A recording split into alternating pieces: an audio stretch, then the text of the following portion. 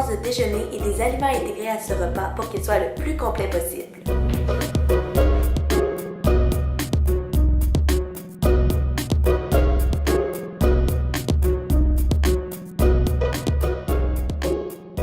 Donc aujourd'hui, je réponds à plusieurs questions en lien avec le déjeuner. Première question, pourquoi déjeuner?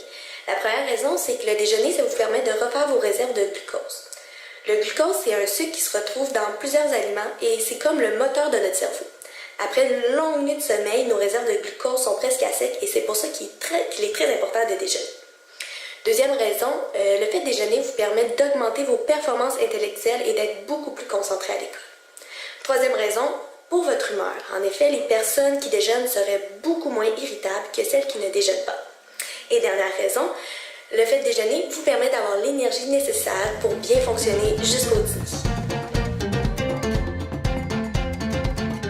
Deuxième question, quoi faire quand vous n'avez pas faim le matin? En effet, plusieurs personnes sautent le repas du déjeuner, même si c'est le repas le plus important de la journée, parce qu'elles disent qu'elles n'ont pas faim le matin. Donc la première question à vous demander, c'est est-ce que vous mangez trop avant de vous coucher? En effet, vous ne devriez pas manger durant les 2 heures qui précèdent votre sommeil, et ça devrait vous permettre d'augmenter votre appétit lorsque vous allez vous réveiller le matin. Malgré ce truc, si vous n'avez toujours pas faim en vous réveillant, il y a certaines choses que vous pouvez faire. Par exemple, vous n'êtes pas obligé de manger dès votre réveil, puis faire votre routine du matin et déjeuner ensuite. Sinon, vous pouvez aussi emporter avec vous quelques aliments que vous pouvez manger en chemin ou arriver à l'école. Quels sont les aliments intégrés au déjeuner?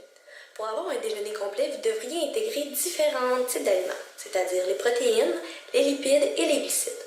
Pour les protéines, vous pouvez manger des œufs, du fromage ou encore du yogourt grec.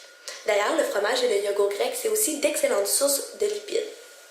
Pour les lipides, sinon, vous avez aussi le choix de manger des noix, des avocats ou encore du beurre de noix naturel, comme du beurre d'arachide, du beurre d'amande ou du beurre de noisette. Finalement, pour les glucides, vous pouvez manger bien sûr des fruits, ou si vous voulez manger des céréales ou du pain, privilégiez les grains entiers.